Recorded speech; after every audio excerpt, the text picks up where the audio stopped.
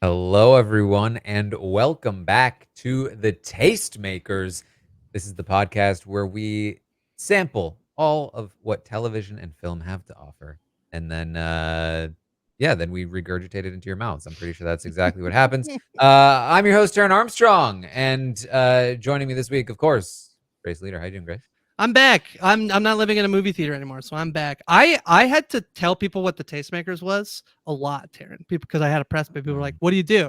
And so my spiel was basically, we watch a lot of TV so that we save you time and tell you what you should and should not watch. I did not use the word regurgitate nearly enough. Well, I think that was a mistake. that was a big mistake. Yeah. Huge.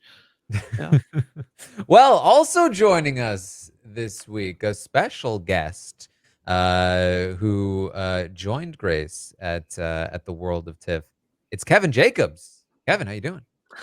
I have said regurgitate 0 times Oh. in the past month at least, but it's in the vernacular now, and I can see it coming up multiple times on this podcast.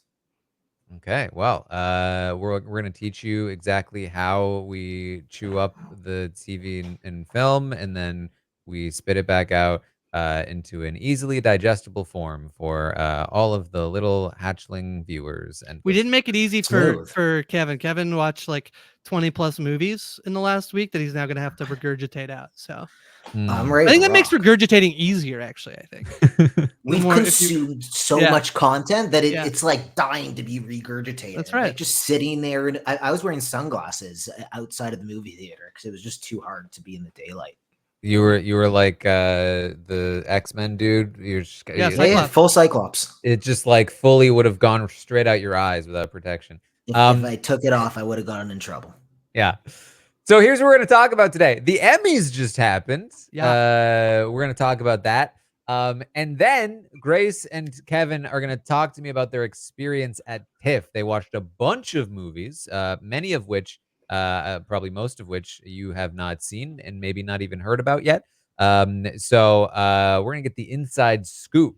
That is what Grace has been up to these past couple of rounds of, Rings of Power, Yeah, I missed Tastemaker I missed some episodes. episodes. Yes. So just briefly, Grace, can you explain what TIFF, before we get into the Emmys, what TIFF is and what happened? Yeah, TIFF is the Toronto International Film Festival, and Taran's going to be really annoyed because previously when I would podcast with Ariel, I would always be like, a movie would come out, like, because there's some movies that I watched a year ago at TIFF that have not come out. Woman of the Hour is one of those. Anna Kendrick's directorial debut. It's coming to Netflix. Netflix bought it out of TIFF in 2023, and it is now playing this fall, mostly because I think they thought that this year would be a better Oscars a year for her to potentially either get a directorial nod or what have you. So it got saved for like a whole year. So some of these movies, they're a long time before they're coming out, but mostly You think you're better than us for that? I guess no, I feel bad. I want people to see it. I want people. It's actually a pretty fun movie. It's about a woman who goes on a game show and there's a serial killer on the panel. It's based on a true story. Anyway, a bunch of movies play. It's one of the largest film festivals in the world. It's one of sort of the premier film festivals in North America. Certainly, movies that are trying to make a splash to be an Oscar contender or acting nods. Some films that were played do not have distribution, so they go play at TIFF in hopes that they'll get a good enough response that someone will snatch them up. Tim Robinson's comedy movie with Paul Rudd got bought by A24 at TIFF, so that's sort of the play there. And you just get to go and watch a bunch of movies, and it's my favorite time because you just chat with people in line and in your seats. And I chatted with Kevin and other friends about all of these interesting movies we saw, and I feel like you want to be blown away by a lot of movies. I was blown away by a few. You also sit in a lot of movies that you're like, oh man, I should probably leave, but what if it gets good right at the end? Yeah. It's a very special place to be. And if you've never been to a film festival, I recommend going to one. Doesn't have to be one of the major ones. Agreed. It's just a cool environment to meet people, to sit down, to watch films you wouldn't otherwise, and you get to discover new things, new movies, and you get to feel things. And I'm all about feeling stuff. And this was a beautiful, beautiful 11 days. One of the first movies that Kevin and I think it was our second movie together of the day. I think we watched a movie in the morning, we separated to go watch 2 different movies and came back together for a movie, and we're sitting in the theater. I joined, Kevin saved me a seat, and he was sitting beside the director of one of the movies that was playing later in the festival that he went to go see. It was a Canadian queer film So I wasn't able to work it into my schedule, but I'm very excited to watch it because Kevin met the director. And then, so this is the type of stuff that happens at TIFF. It's very fun. Great film I would have never otherwise watched. Sweet Baby Angels, the name of the film. I should name it. Yeah. There you go. All right, so we're gonna go through the TIFF experience, but first some headlines from the Emmys that happened over the weekend. Because I guess as expected, Shogun crushed, right? Crushed it. Kevin, are you a Shogun person? No. No. Well, now you. As in this you make didn't like it or didn't watch it? I didn't watch it. I need to be a Shogun person. Yeah, I assume I think it's like rare to find the person who's like, if I asked if you're a Shogun person, you said no, and you're like, oh, it's because I hated it. It is a little bit of like it's some work. I think the show. I think it's it's mostly in another language, not but it is I think quite an accomplishment. Well deserving. It breaks a record, Taran. It wins the most Emmys ever for a show in a single season of the show. So it's a little like convoluted, but basically means most wins ever for one particular season. The show happens to be its first. It's been renewed. We've talked about that on the podcast before. I think this is like super well deserved and pretty unsurprising because I think anything that could have contended against it, Taran, was in the limited series category. Exactly. Yeah. The competition, I would say, was maybe a little bit lighter than maybe some previous years. You're looking at other drama series nominated, like The Crown is there, but like that hasn't been a serious contender for a while, I would say. Fallout is there, but that's so genre and so goofy, like it's you can see why it might not be a serious contender. The Morning Show, which has been around for a little bit too long, Mr. and Mrs. Smith, which had a mixed reception, we liked it.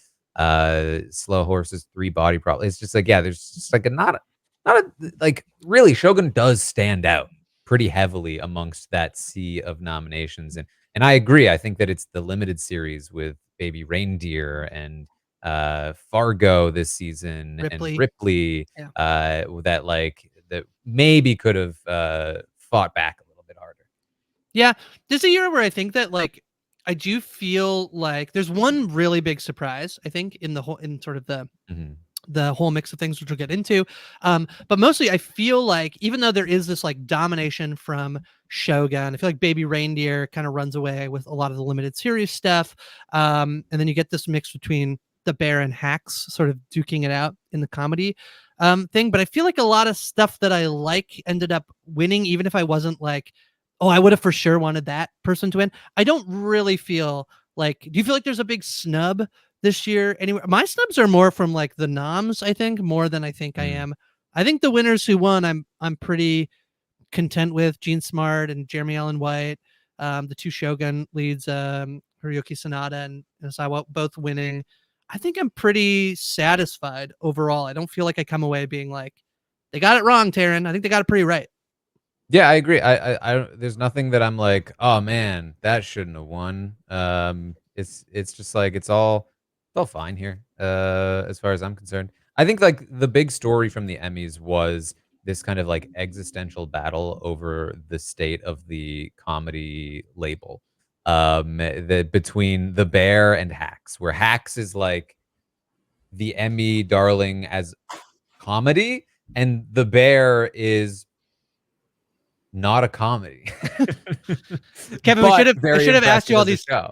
Yeah, should have asked you all these questions so you don't have to like. What I feel bad about is I'm going to ask you some questions, and if you say no, you come on the taste person. It feels like But are you a Bear person? Are you a Hacks person? Which of these? What going into the Emmys? Were you excited for anything? Are you an Emmys Just person? Assume I've read the Wikipedia article of Love every it. television show and can talk about it on some level, even if I haven't seen it. Yeah. So to answer your question, I think that the Emmy voters responded to The Bear in the comedy category, specifically with the outstanding comedy series, by saying, no, not you this year, even if you asked most of them. What do you prefer, The Bear, Hacks? I think a lot would say The Bear, at least for season 2 of The Bear, which was this Emmys, I believe. Correct. Not season 3. But I think they said a resounding, we're going to start looking at comedies more. Yeah. And I mean, I agree with that decision. I don't think that The Bear is a comedy in any real sense of the word. Like it is not structured like a comedy. It does not have beats like a comedy. The acting is very dramatic, as opposed to like a more comedic focused, angle. Whereas Hacks is a very maybe like a new age comedy where there is a lot of drama there, but it's still structured like a comedy. There are jokes written. And I don't think there need to be those distinctions in the first place necessarily, but if you are going to make those distinctions, I think The Bear very, very clearly fits into the category of drama, much more so than it does the category of comedy. The only thing that puts it in the comedy category is the length of some of its episodes. Yeah, I mean, I don't. The thing is, I've thought about this a lot because it was such a common thing when the nominations came. I was like, oh my god, we're putting The Bear in the comedy category again, and I just actually don't know how to fix this problem in terms of recognizing these shows and like to have two different categories. I thought about like the episode runtime has been talked about as like that's the actual marker, whether you're doing something that's like more of a 20 to 30 minute show versus more of a 40 to 60-minute show, and that should be the marker.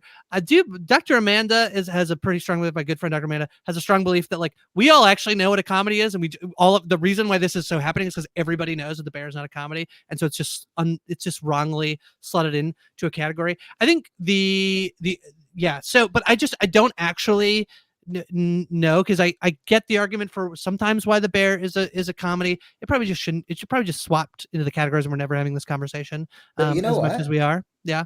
They put themselves there. You submit yourself for the You do. categories, and the Yeah. Bear knows that when they submit in the comedy categories, both for acting and for the show, they have a better chance of winning than if they go up against, Shogun. And I do think the reason why they won't switch, even if there is sort of this momentum, Kevin, of like now the Academy voters are like, actually, we're going to vote for comedy and comedy. We're voting for Hacks, whatever comes. I feel like Abbott Elementary is getting like, that is going to be a show that in like 5 years, we're all going to be like, I can't believe it got lost in the mix here of like it's such a terrific show. It didn't win anything. The only thing I think that it has going against The Bear in terms of why it should, it doesn't need to switch because it won a bunch of these acting awards. Eben Moss-Bachrach and Jeremy Allen White and Lisa Colon-Zayas all won for either supporting or lead actor. And so why would they switch? So I think next year we're going to go through the whole routine again. I think season 3 is the best example of why The Bear isn't a comedy, and it will probably remain a comedy. Any other surprises for you, Taran, in terms of like did you watch the show? I thought the show was pretty like innocuous. I don't think it didn't really do anything wrong. And it also, I don't feel like there was like a super stand-up moment in terms of like the structure of it. I thought the hosts were fine. Eugene Dan Levy, I love them. We got a Schitt's Creek reunion. Like overall, it was pretty like inoffensive ceremony. Yeah, I did not get to watch the show. It was on at the same time as Big Brother.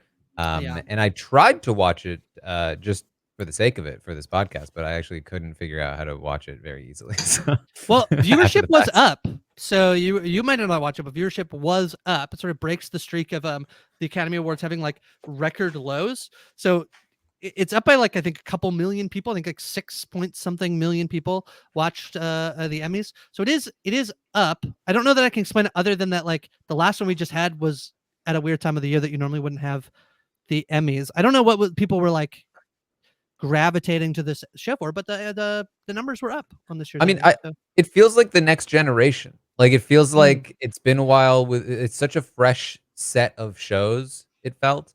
Mhm. Succession's gone now. All of these Yeah. other shows that were there for a while, even like Better Call Saul is a couple years gone, but like not that that was super successful at the Emmys. But like all of these like tentpole shows, I think are kind of gone away, and so you have this like next generation with its Fallout and its Shogun, and all of this stuff. So I think maybe there's some of that there if there was a little more interest.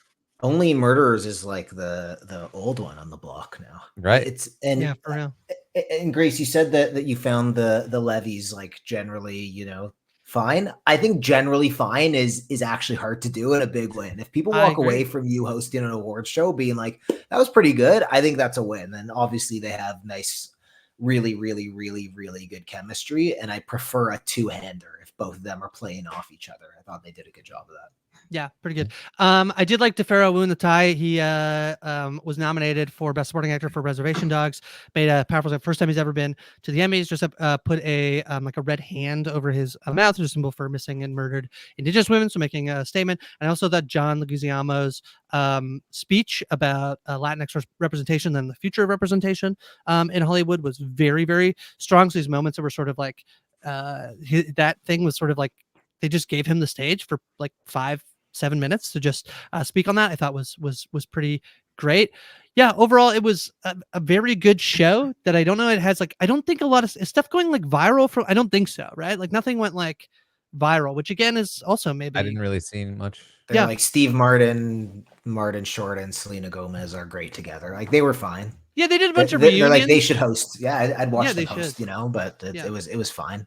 Yeah. So overall, a perfectly pleasant evening.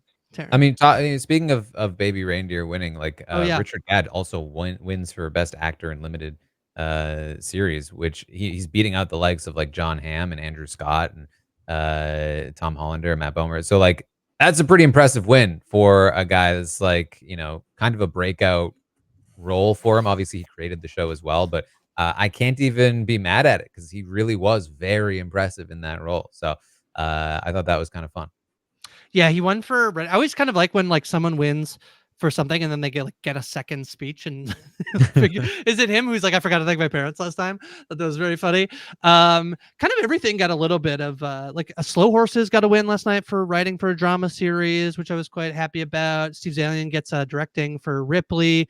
I thought, yeah, just Jessica overall Gunning from Baby Reindeer as well wins, which I also thought those. deserved. Yeah, I think it's deserved. I thought it was like surprise. I thought it was surprising. The one I think is for me the most surprising is I'm pretty surprised that Lamorne Morris won for Fargo. I thought that was a pretty like there wasn't a lot to that role, and I thought some of the other performances, even from that show, including John Hamm's, probably could have etched him out. I love him. Kevin, this will be something that you and only other Canadians is going to relate to, which is Lamorne Morris has just been doing work on BMO commercials for like 6 years that have been actually delightful. Commercials. It's like when John Hamm was doing Skip the Dishes commercials for 6 years. I don't know why we sometimes just get these like celebrities doing the commercials just for us. But kind of fun to see Lamorne Morris win. But I don't know that I would have given him the award, but he did win. So yeah, he did. All right. Well, should we get into some TIFF business? Let's do it. Okay. So do you want like I just you guys talked a little bit about I want to like set this stage a little bit. Like how did this come together? What was it like getting there, meeting up? Like give me a little bit of a painting here. Yeah, so I mean, very fortunate that having worked on for RHAP now, I was able to, and Kevin, we were able to get press passes this year, which is very exciting. It means it sort of opens up a different world of TIFF for you because there's all of these extra screenings for movies that you can go to.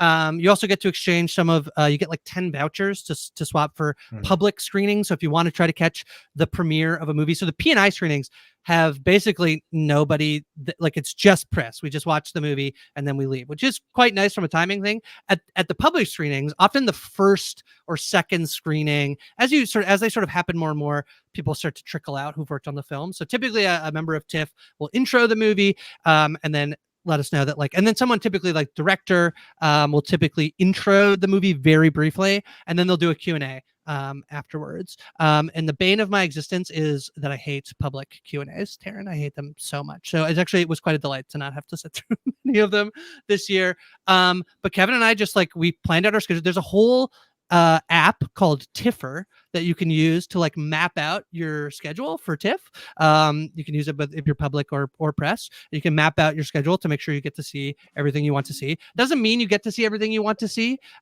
Even for us, there was Monday morning, Kevin, I found very tough. And there being there's 3 or 4 things I wanted to see, and they were all the only press industry screenings. So then you have to sort of maneuver your schedule around then to figure out if you can catch a thing. And especially tough if something wasn't on your radar, and then as you're talking with people, because this is my favorite activity, which is I'm in line and I say to the next person, I say, what have you seen that's good? And they say, oh, well, have you seen this movie? I'm like, no, I haven't, and I hadn't even heard of it. And then you have to try to maneuver your whole schedule around to try to fit in that movie. Kevin and I met each other, I believe, at both of our first movies of the day, 9 a.m. on Thursday, at the Shrouds, the David Cronenberg Toronto-based movie, which I think we both thought was a bit of a disappointment, but it was very Toronto, so it was a fun first movie to watch.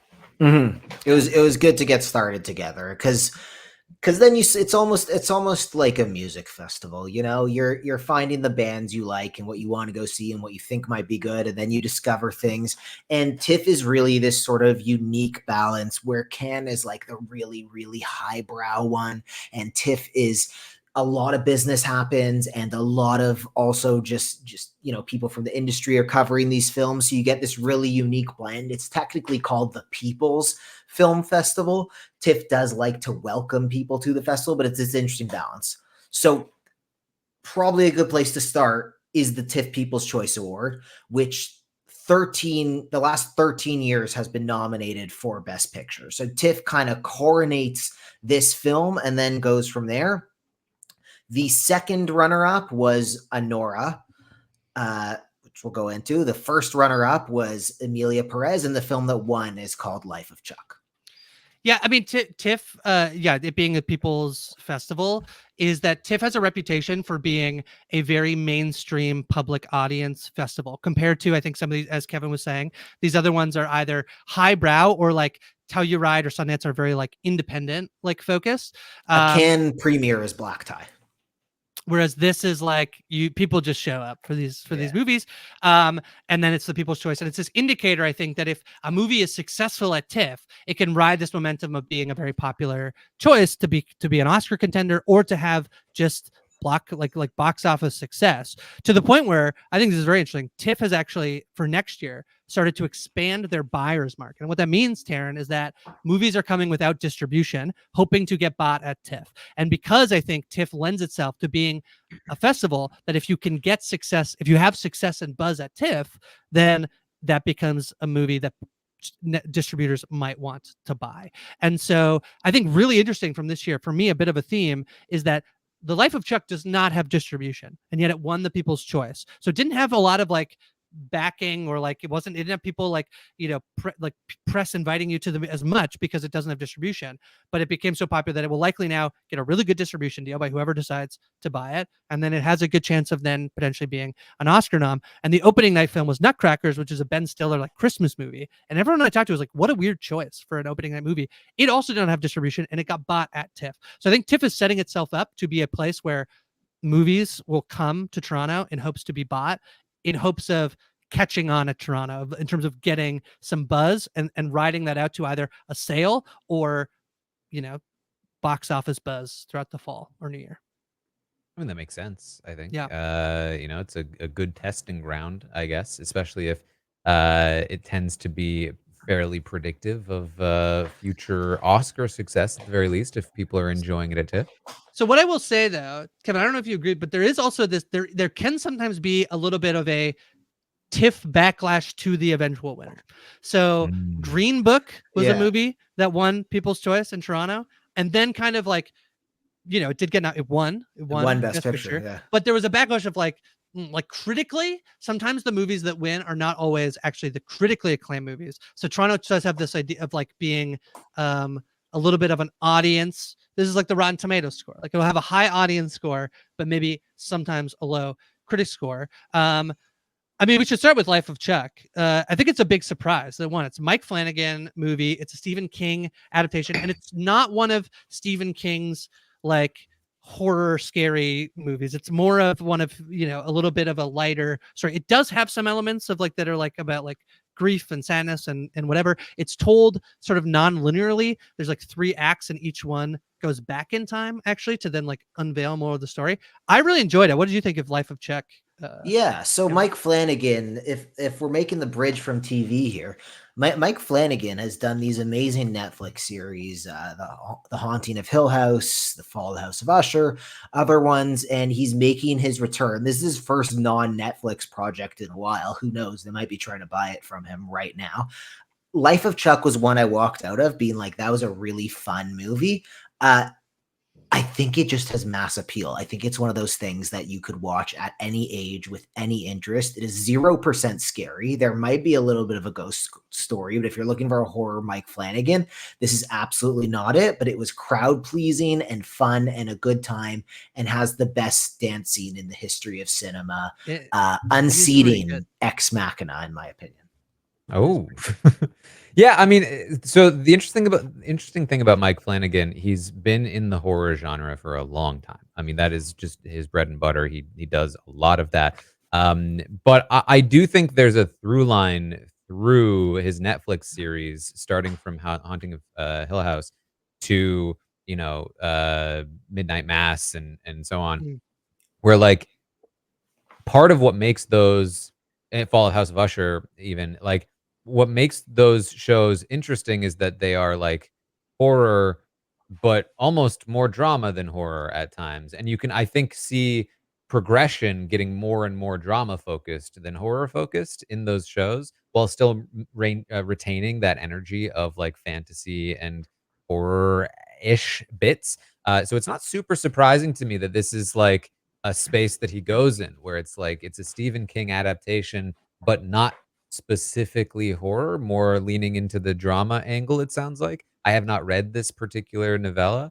But that tracks for me. Now, I will say my thing about Flanagan is that I thought the best combination of those shows on Netflix, my favorite was Haunting of Hill House, the first one. Mm. I liked that it was large, that like it was still very drama, but there was also like really intense horror elements. And I've personally felt like the deeper he goes into like Midnight Mass in like every single episode, there's like 5 different monologues and so on and so forth. I start to get a little too Flanagan out. We go too deep into the Flanagan of it all. How did Life of Chuck feel in that regard? Was it if you had to compare it to like where his shows stand? That's pretty. I mean, I like Midnight Mass, but I think that's for me that the concept of it was so appealing of what it's saying. That's one that I think like people should go into that show if you still have not seen it, and it's a very good time to watch it as we head into the fall. Don't look up anything about it because I think that's like the best part of it. Yeah, it's funny because this definitely this is like the most minimalist supernaturally like Kevin said, like it was a little bit of a ghost story in here. It's so minimal. um the thing that I think he's almost doing more, Kevin, tell me if you agree or disagree, is that rather than like the horror element, which is, it's not that it's not horror, but the supernatural stuff that's in there is almost secondary to the other mechanism that he's using, which is like time and narration. And so he's split this movie up into 3 acts. And as I said, you move backwards. So the first one almost feels the most disconnected. And when you're into act 2, I'm like, how is this the same movie? And I think it is a credit to Flanagan that by the end of the movie, you're like, oh, it's a complete picture. It makes a lot of sense. And that's what he is using. I would say, I think if you're looking for one where people aren't doing a lot of monologues, I would argue the Life of Well, Chuck maybe not be, but it's different. I get what you mean because it is different. But I don't know, Kevin, does that make sense? I feel like rather than supernatural, he's using time to essentially as his sort of like, that's his mechanism, which he's trying to tell the story in a way that I think is like interesting and compelling, and honestly a very like uplifting story with a lot of like some interesting stuff going on. I don't know. Yeah, I think he goes full Flanagan, but not in an annoying way. And okay. and what I mean by that is he does use some sort of different elements in that. There are some monologues in this. In fact, one that if it's unlikely to get too many acting noms, but the one name I've heard thrown around is Mark Hamill as a supported actor for he plays Chuck's grandfather for a monologue that he gives, which is a Flanagan monologue, and you could be like, oh, this is cheesy, this is a lot, but it does kind of hit. It Well, is accessible. that's the thing. The monologues are good monologues. It's just like when I watched Midnight Mass and every episode had at least 2. Well, I have good news, Taran. This is 110 minutes. Right. So That was You're the out. point I was gonna make, which is yeah, that I think that my assumption is he has honed his skills in yeah. television, and that if he applies that to a very tight film, I feel like this could be could really this has all the pieces, all the ingredients for me to really like it, and people are enjoying it. So I'm definitely excited for this one. Also, there's one thing about The Life of Chuck, which is if like it does have, obviously, you know, it has Tom Hiddleston playing Chuck. It has Mark Hamill in there. Mark Hamill was just in The Fall of House of Usher. If you like the cast and crew of people who appear in Mike Flanagan shows, you will like The Life of Chuck, because surprise, surprise, they all show up in this movie. He is a very loyal director for the crew of people who have worked with him for the past few years. Narrated by Nick Offerman, which is kind of funny. It's a pretty soothing voice throughout, and doesn't do the annoying thing where the narration is only at the beginning and then maybe a little bit at the end. Fully narrated throughout. So it's very hard to dislike this film. It's very, very hard to dislike this film. You have to be a cold-hearted monster to dislike this thing.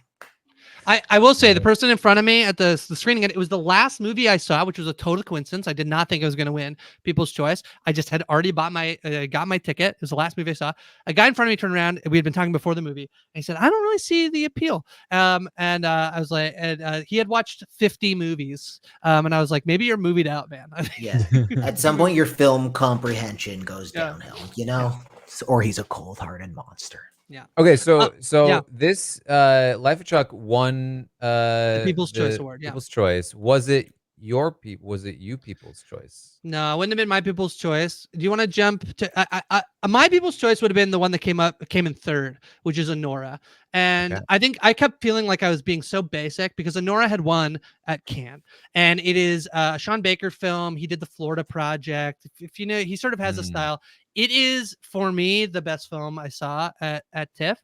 It's about Anora, our main character, who works at a venue where she delivers lap dances, and she sort of gets swept off her feet by the son of a Russian oligarch. And that's essentially the plot of the movie. And I won't tell you any more because it goes on from there, but it just gets there. It's somehow so tense and anxious throughout a lot of the film, while also being so funny for me, like the whole movie. I think it's a very, very funny movie. I think it's incredibly well written.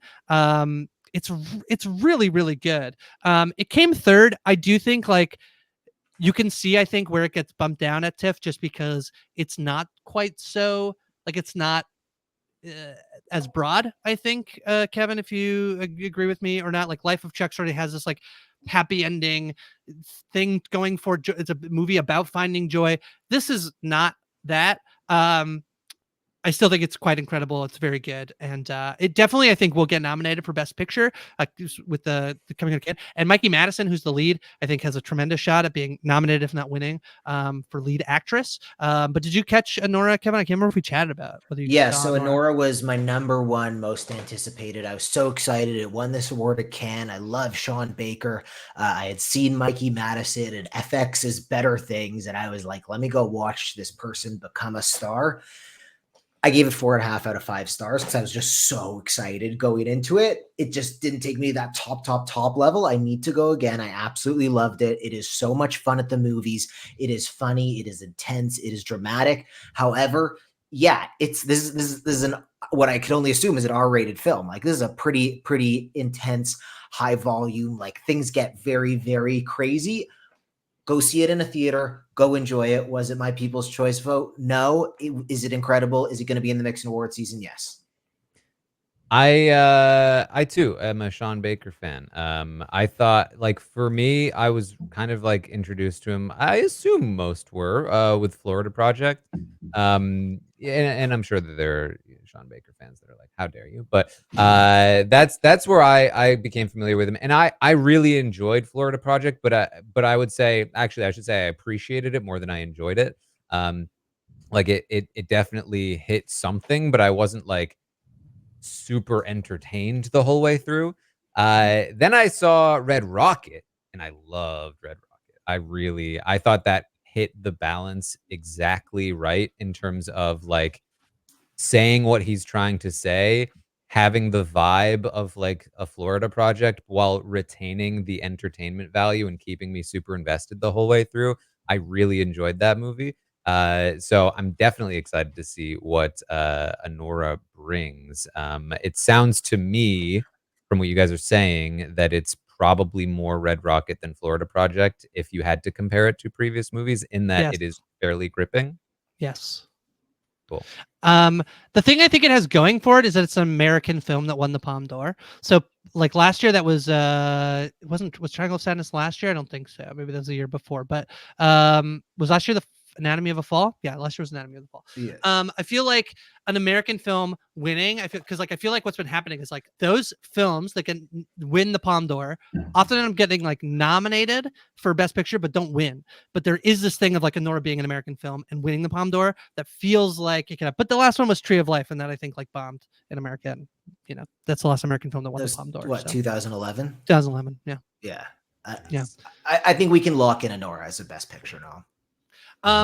What was your vote for People's Choice, Kevin? Well, I did vote strategically, but my favorite film was Hard Truths, which is a Mike Leigh film. He reunites with Marianne Jean-Baptiste, who he did Secrets and Lies with in 1996. This is just a family drama. The way Mike Leigh makes films is he gets his actors together and basically gets them to improvise. And this performance that Marianne gives is one of the best I've ever seen at the movies. It is this angry, hateful character, and you absolutely love her. It is both maybe the funniest film I saw at the festival and the most poignant. I'm obsessed with it. It's a quick watch.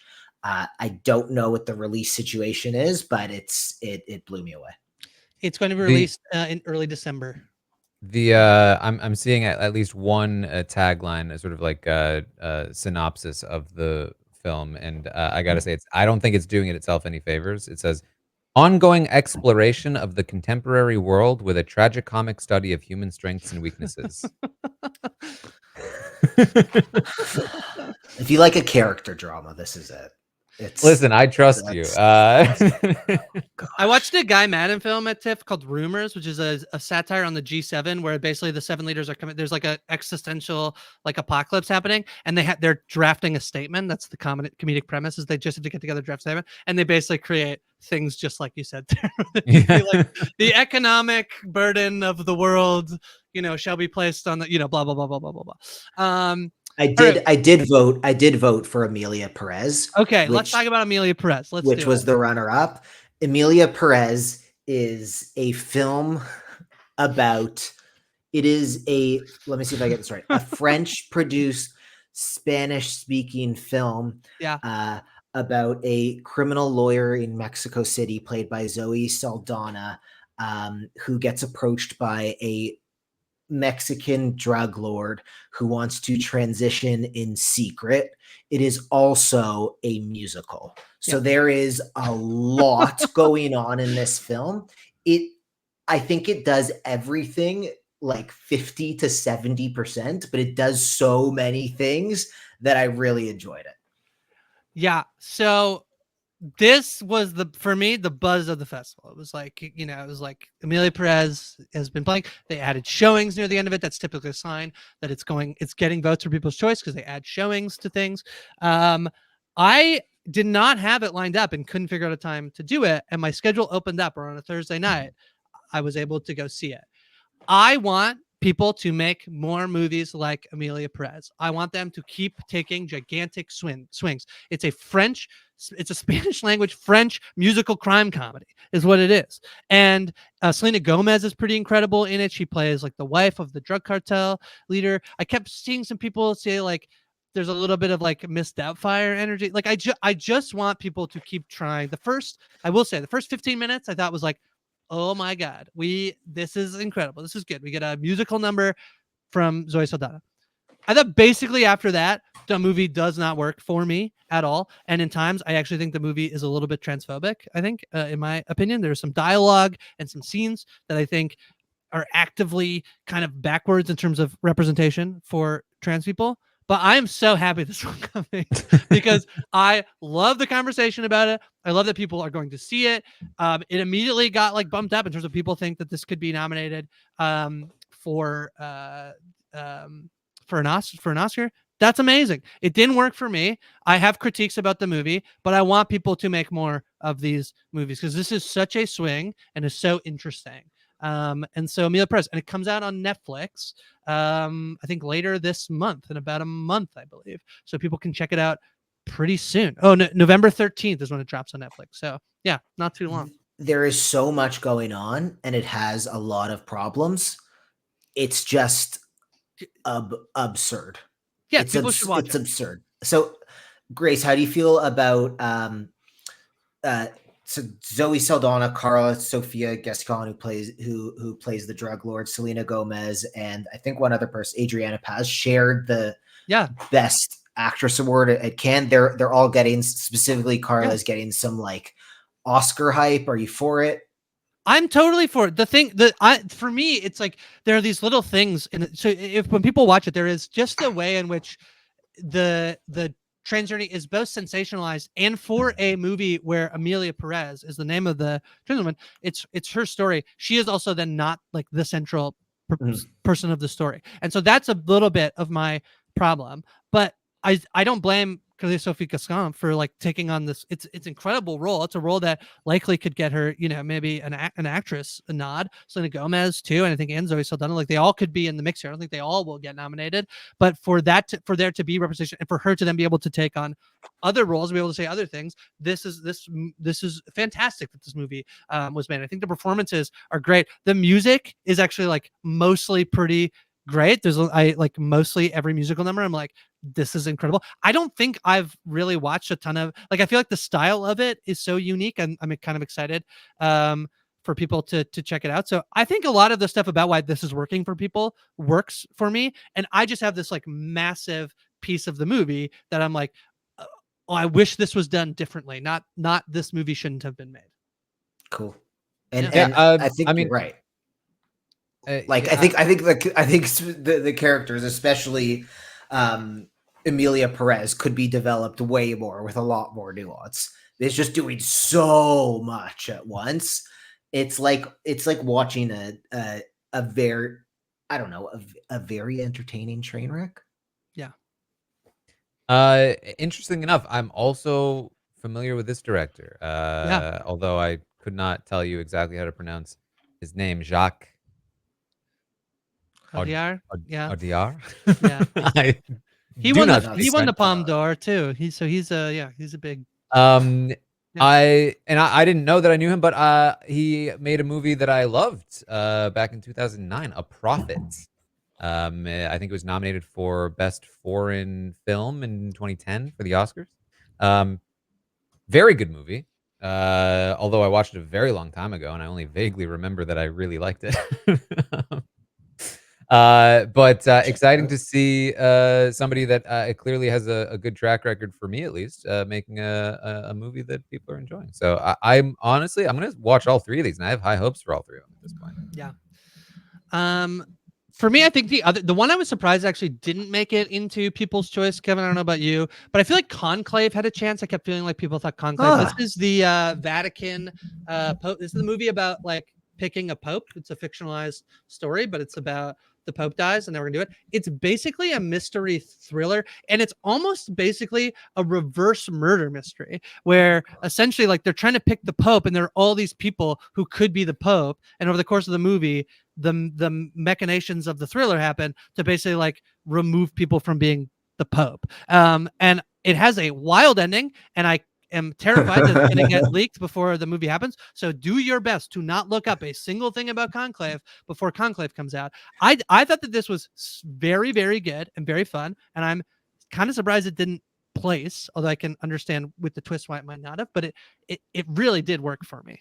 Kevin. It's kind of like a Succession and Da Vinci Code child with quality somewhere in between the two. Like it's very good. It's very interesting to watch. Ralph Fiennes gives an amazing performance. This, I think, has almost like wide appeal, similar to Life of Chuck. Like it just, anybody could watch this and enjoy it. It's a lot of fun, a lot of really good performances. And another one directed by Edward Berger, who All Quiet on the Western Front, as well as a few different very good TV shows like The Terror, Deutschland 83. Good stuff there. And yeah, Ralph Fiennes, Stanley Tucci, John Lithgow as the top three It's build it's actors very here. good. It's very fun. Absolute best actor candidate for the year. Oh, and Yeah. Isabella Rossellini as well in Oh, here. Yes. Okay. she's probably there's Yeah. best supporting hype for her as well. She's That's a another. killer. Listen, I am adding to my list. Right, you guys are hit after hit for me right now. Yeah, I mean, I think for me, the other like hits are We Live in Time is the Florence Pugh, Andrew Garfield sort of rom-com that's been I think it's like Twitter's sort of been a buzz about it. I thought it was very good. I don't need to say too much. I think like, that's it just is what it is. The other one that was content, and I apologize to bring it up because I don't know that if you managed to catch it, Kevin, but is The Brutalist. The Brutalist is a movie that got rubbing this in my face. I know. I got a lot of I know. So Grace so was sorry. saying the press and industry screenings, you could just get into any of them. I got to The Brutalist an hour early and I didn't make it in. So it's a 3.5 3 hours hour and 35 minutes. Yes, it is. Cinema's back. Brady Corbett, who won at Venice for Best Director for this.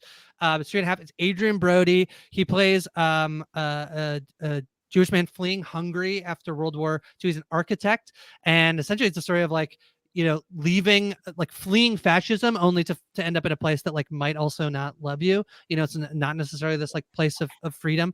I think we're gonna see over the next little while. I saw a lot of films that were about basically anti-fascist movies that I think it makes sense that 2016 onwards we would start to get people thinking about ideas, having time, COVID delaying a lot of these things, and for them finally to kind of be coming to fruition. I think we're going to see a bunch of them. This is probably the biggest. It's 3.5 hours. It's because I saw it in 70 millimeters. There is a 15-minute intermission that's built into the movie, so that's something.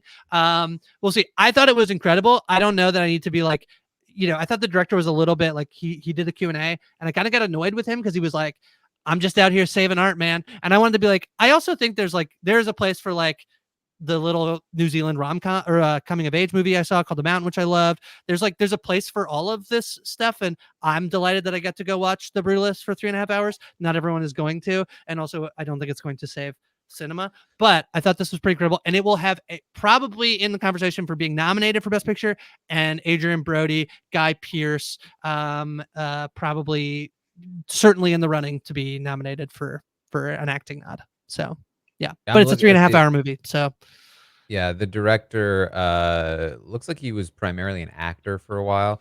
And I'm looking at the list of movies he was in. Funny Games, Melancholia, yeah, he's definitely an indie guy. He definitely yeah. Listen, good movies. Yeah, good movies. Bought by A24 after getting a lot of hype. I mean, this is I think we're gonna see this winning a lot of awards and not doing too well financially. Yeah, I mean 3.5 hours is I'm not gonna lie, probably not gonna watch that in theaters. That's I'm gonna go in 70 millimeter in theaters at least once, but that's me.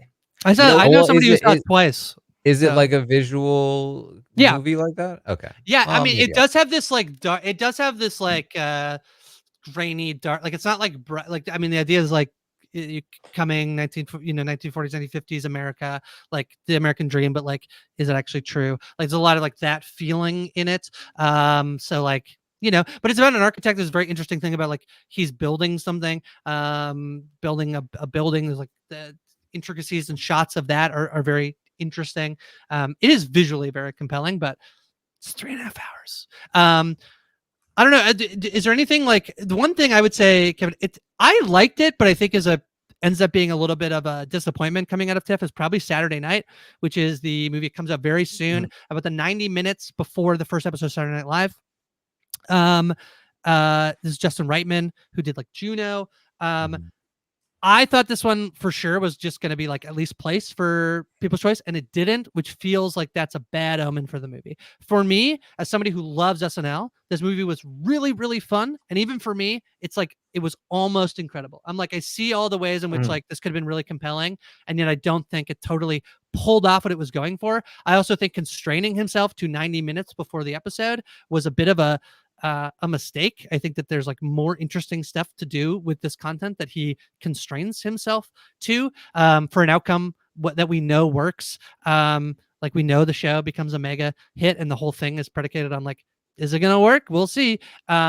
And other movies have done that successfully. Like you know the outcome, and they're still an incredible ride. I thought this was very fun, but it just doesn't like all quite come together for a movie that I think had high hopes of playing at TIFF for the reasons we talked about up front, and kind of comes out of TIFF with maybe a little bit of a dent in the armor, I think. I'm gonna do the thing. Felt like an SNL sketch. I was so excited for this. One of my favorite books of all time is Live from New York, the oral history of SNL. I have a lot of trouble with films where the main character isn't really a main character. Like there is so much going on here. It is a very tight script. It is entertaining. I don't know that it really said anything. Gabriel LaBelle, who his starred in The Fabelmans, is Lorne Michaels, and he's great in it. It's just it doesn't really deliver anything new other than a little intensity. Like, are they going to make it to Showtime? We know they are. I didn't feel there are a lot of Easter eggs. Like I love comedy. I love the history of comedy. I just left not feeling anything special, and that was very, very upset for me. Rachel Sennett's a queen, though. I feel like there's watched so many movies, Kevin, where I was like, the movie was bad, but I got this incredible performance from insert amazing female actress. Like that's why I got all festival. It was like, yeah, I didn't really like Riff Raff, but Jennifer Coolidge was amazing. I didn't really like Rumors, but Kate Blanchett was amazing. Like I didn't really like Saturday Night, but Rachel Sennett is amazing. You know, just kept happening to me, Taran. Yeah. Is there anything else you want to know about TIFF, Taran? Anything else? Do you have any burning? Any other movie, Kevin? Any other things to look out for here? Yeah, I'll give you some quick ones. Okay. One is Wild Robot's coming out in a couple weeks. That's gonna get a lot of hype. Great animated film. How about Flow? Flow is a film from Gintz Zabolotis. Okay, before you do this, Kevin, can I say one thing? There was a commercial at the front of every public screening, Taran, where it was a commercial from the presenting sponsor of TIFF, which is Rogers.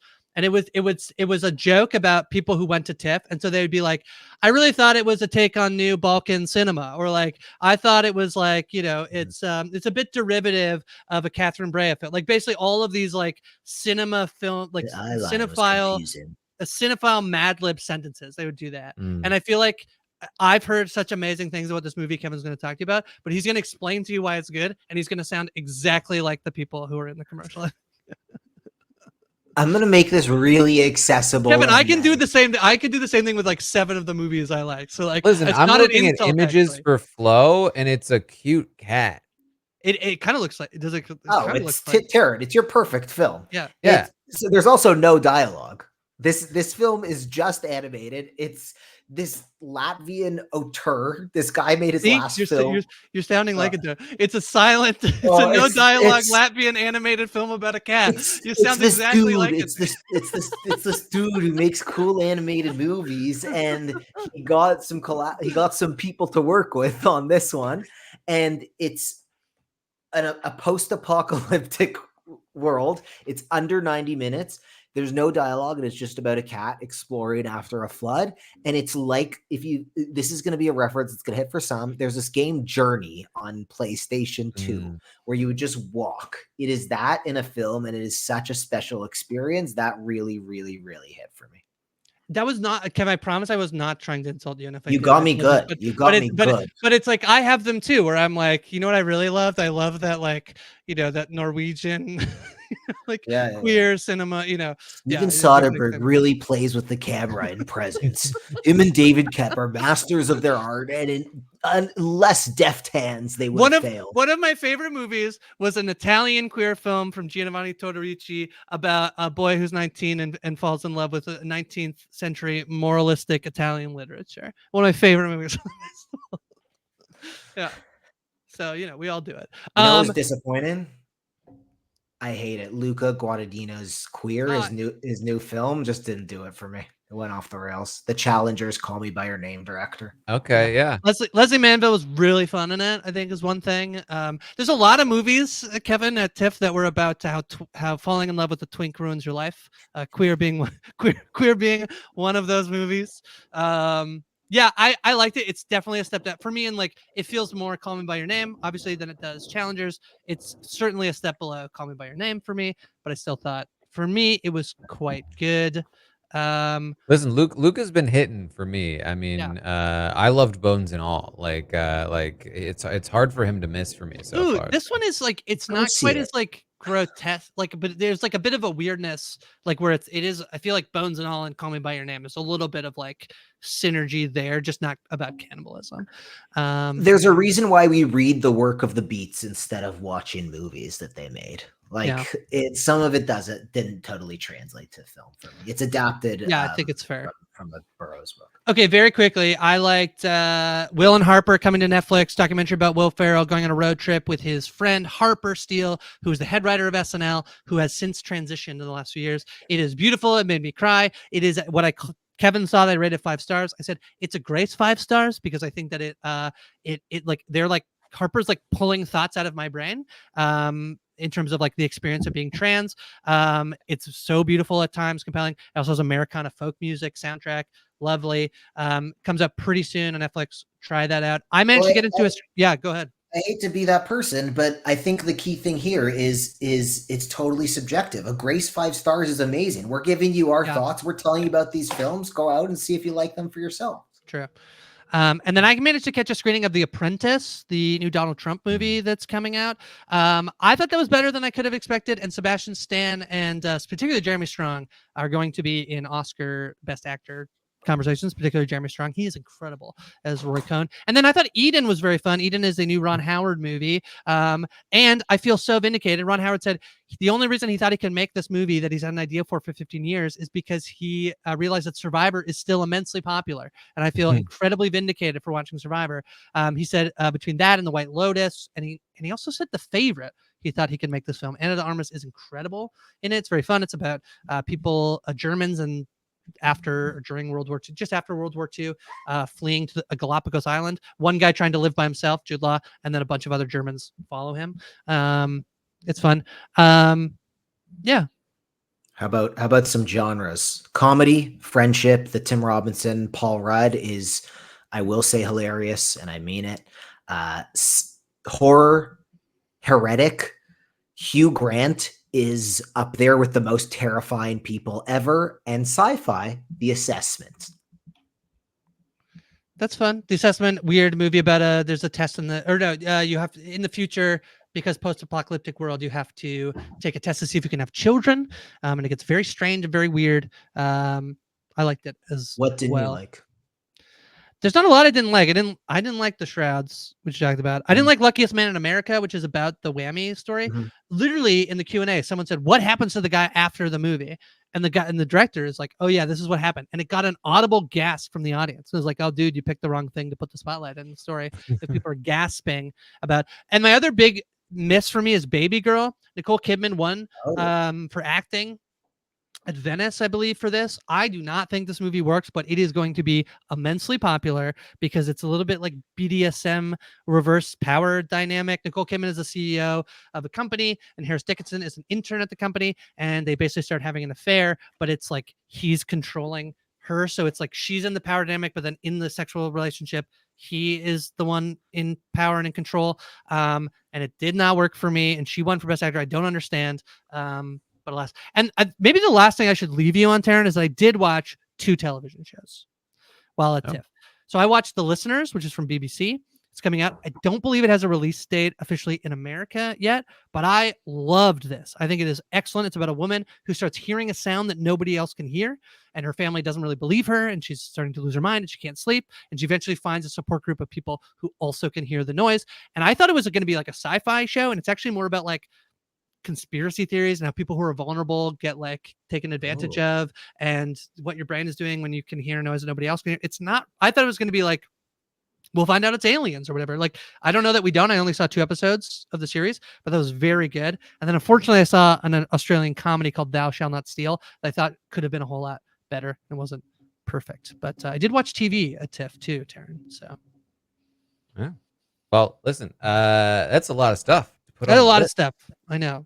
And this will be the annoying thing that like throughout as stuff is coming out, I'll be like, "Oh, this is coming out," and I saw it at TIFF, and you'll be annoyed by how much I talk about TIFF. But yeah. What we should do is in the description for this video on YouTube. Maybe put the list of recommended movies so that people can.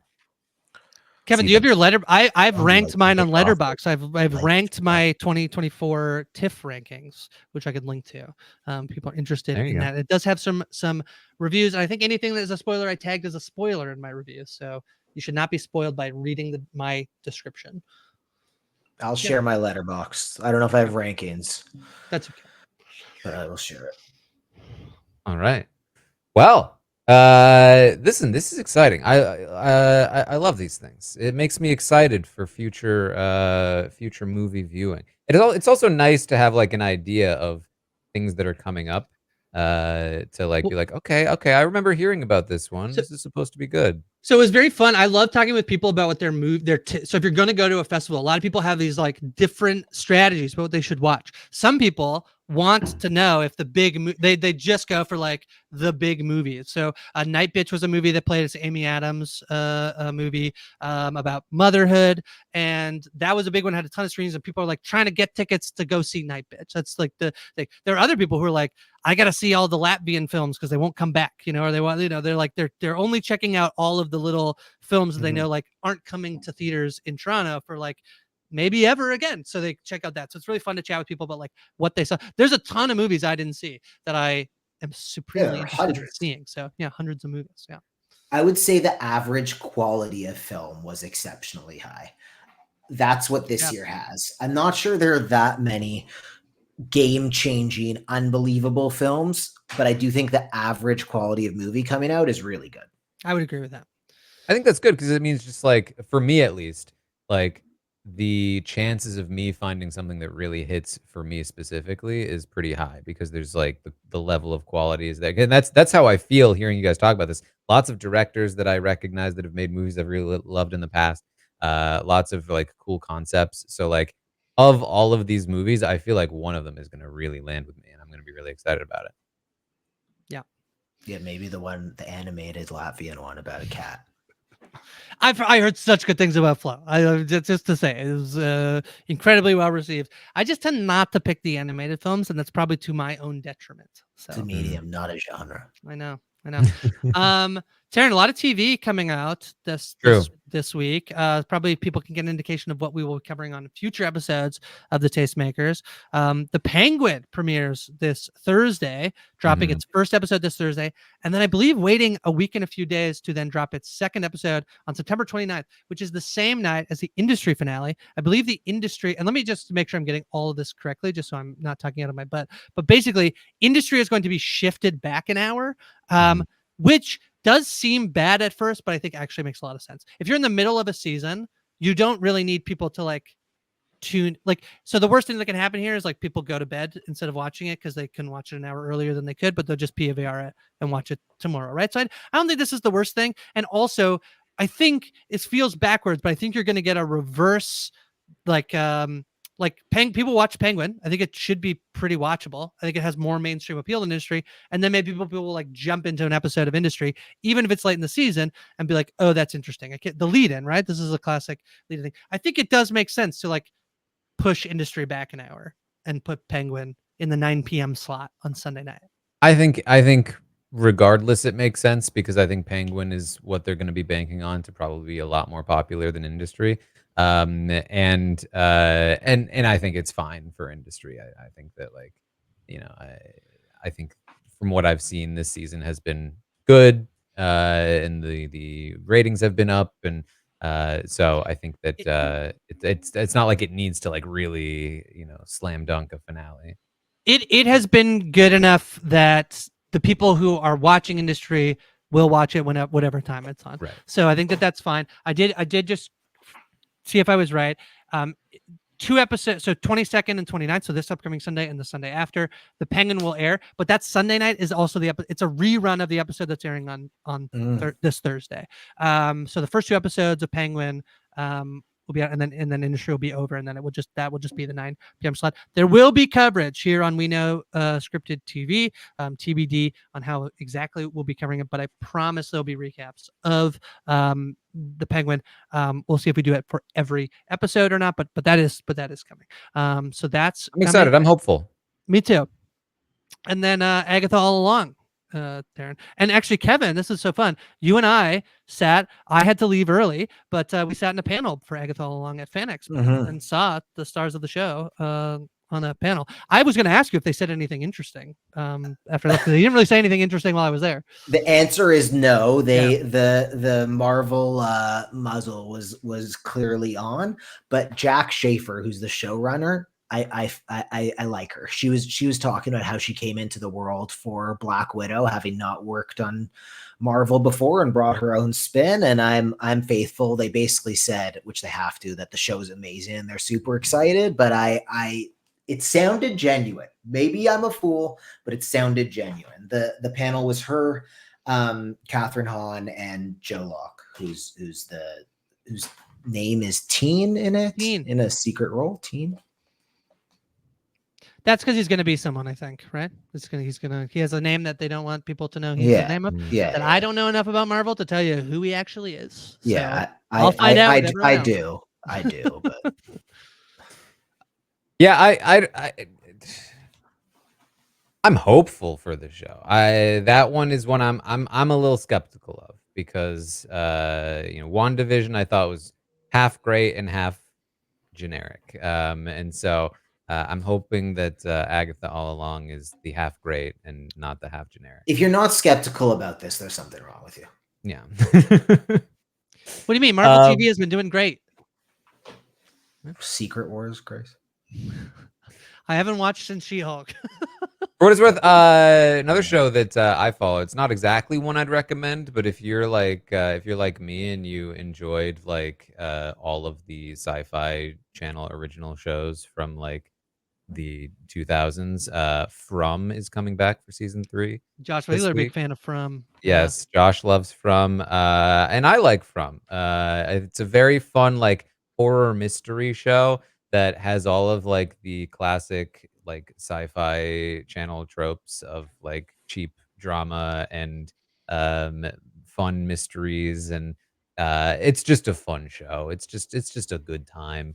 So yeah, that's one I'm going to be watching at some point at least.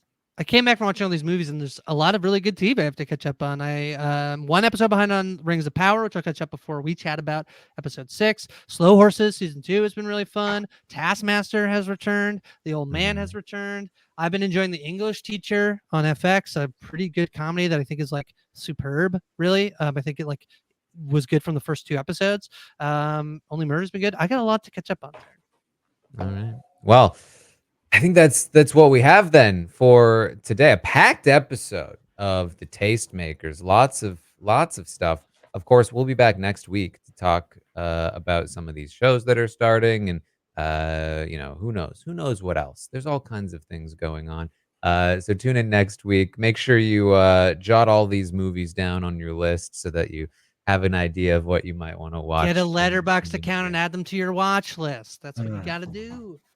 You can certainly do that if you want. I'm a tracked guy. That's me. Yeah, fair. Well, add them to a watch list on whatever app you're using. But Letterboxd means you can chat with me about your films. And the so links, tune in. Grace's Letterboxd will be in the show notes, and mine too. There you go. Tune in for that next week. We will be continuing our Rings of Power coverage. Grace will be back. We'll be talking very fun season of Rings of Power so far. As noted, industry will be wrapping up in the next couple of weeks as well. So keep up with that coverage. The Penguin is coming soon. Lots of stuff happening. Lots of stuff. And then we've got reality stuff too. Big Brother, Circle, Survivor starting soon. Anything else, Grace? No, that's it for me. Kev, what about you? What do you got going on? So if you're interested in the movie stuff, I'm at Kevin Ted Jacobs on Instagram and TikTok and everywhere, but that's where I talk about movies. And then if you're in the reality TV game at all.